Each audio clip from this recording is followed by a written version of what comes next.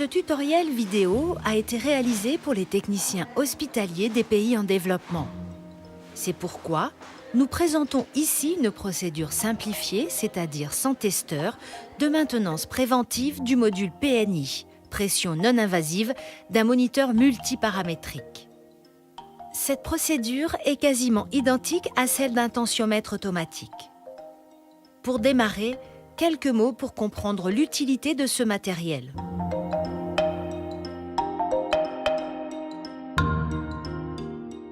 La pression artérielle mesurée au brassard, que l'on appelle aussi pression non invasive, mesure la pression dans le système artériel générée par la pompe cardiaque.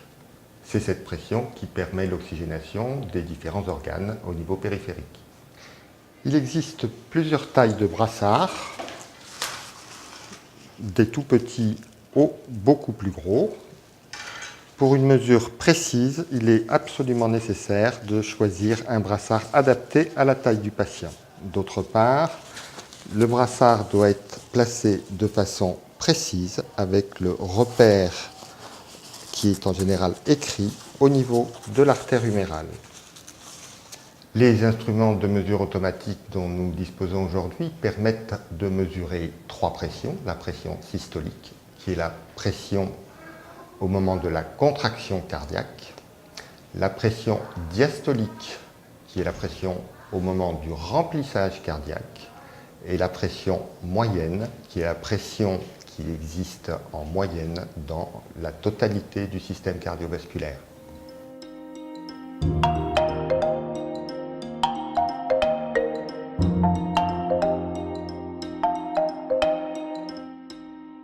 Pour réaliser la maintenance préventive du module PNI d'un moniteur multiparamétrique, il faut consulter et suivre en priorité la documentation technique du fabricant. Pour une maintenance sans ECME, de quoi avons-nous besoin? Un chiffon, des gants de protection, un produit nettoyant désinfectant spécifique aux dispositifs médicaux, un compte-rendu de test vierge, un stylo, un tensiomètre manuel, un stéthoscope, une bouteille. Et bien sûr, du moniteur et de ses accessoires préalablement décontaminés par le service utilisateur.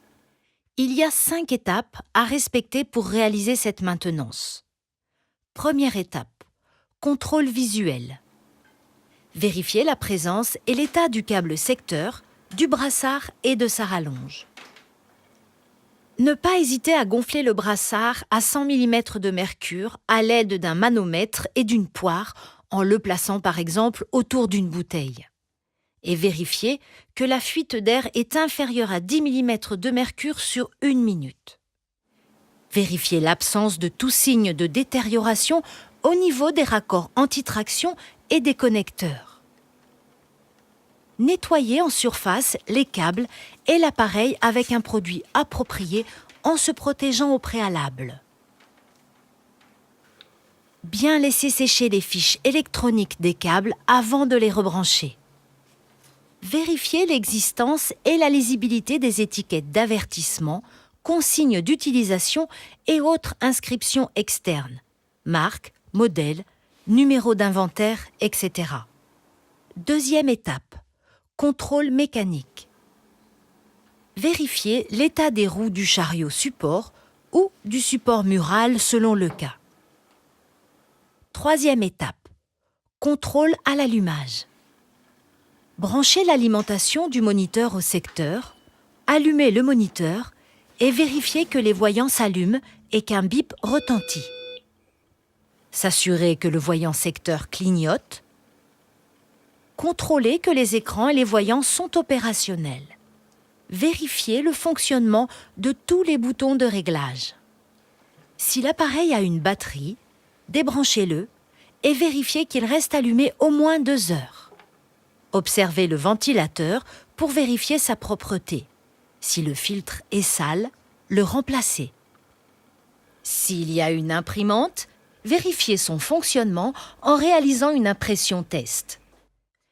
Quatrième étape, test du module PNI. Dans un premier temps, on va mesurer manuellement les valeurs de pression artérielle pour ensuite les comparer avec les mesures réalisées par le moniteur.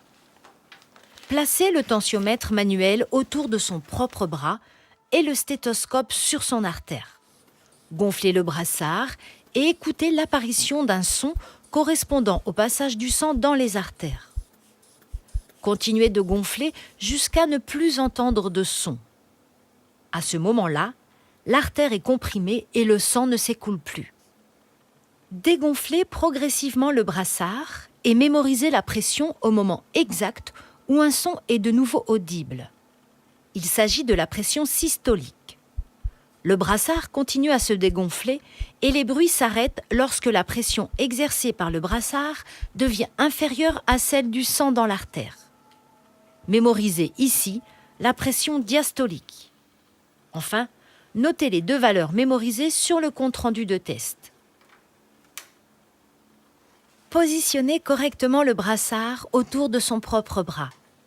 Appuyez sur le bouton On/Off ou Start ou lancement de la mesure PNI pour prendre la mesure de la tension artérielle. Le brassard doit se gonfler et se dégonfler automatiquement. Attendre que des valeurs s'affichent à l'écran. Comparez ces valeurs avec celles de la mesure manuelle. Si la différence est supérieure à 5 mm de mercure, cela signifie généralement que le tensiomètre automatique nécessite d'être calibré. Nous allons maintenant vérifier le bon fonctionnement des alarmes en simulant des situations où les alarmes devraient se déclencher. Réglez le seuil haut de l'alarme de la pression systolique à une valeur inférieure à sa propre pression systolique. Vérifiez le déclenchement de l'alarme PNI haute. Rétablir le seuil d'alarme haute à la valeur habituelle.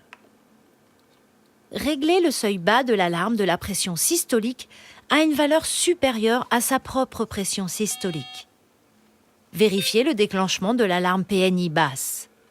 Rétablir le seuil d'alarme basse à la valeur habituelle.